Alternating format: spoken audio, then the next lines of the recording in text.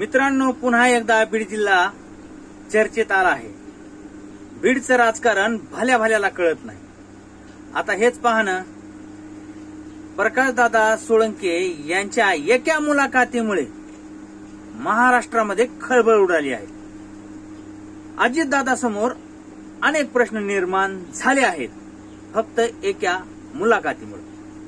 आता ती मुलाखत काय आहे, प्रकाशदादा सोळंके यांनी नेमके कोणते खुलासे केले आहेत, प्रकाशदादा सोळंके यांनी कोणती नाराजी व्यक्त केली आहे, तेच आपण या व्हिडिओमधून पाहणार आहोत। मला मंत्रीपद का मिळत नाही याचा खुलासाच आज एका स्थानिक मीडियाशी बोलताना प्रकाशदादा सोळंके यांनी केला आहे। ते म्हणाले की माझी जात आडवी येते हो।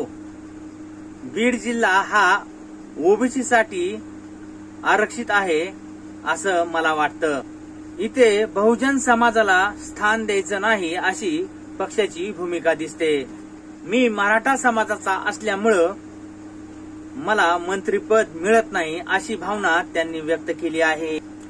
मित्रांनो, तुम्हाला काय वाटतं, प्रकाशदादा सोळंके यांना मंत्रिपदाची संधी मिळेल का परत धनंजय मुंडे यांना संधी मिळते, किंवा या दोघाला पण डावलून एखाद्या तिसऱ्याला संधी मिळू शकते, असं सुद्धा राजकारणामध्ये होऊ शकतं।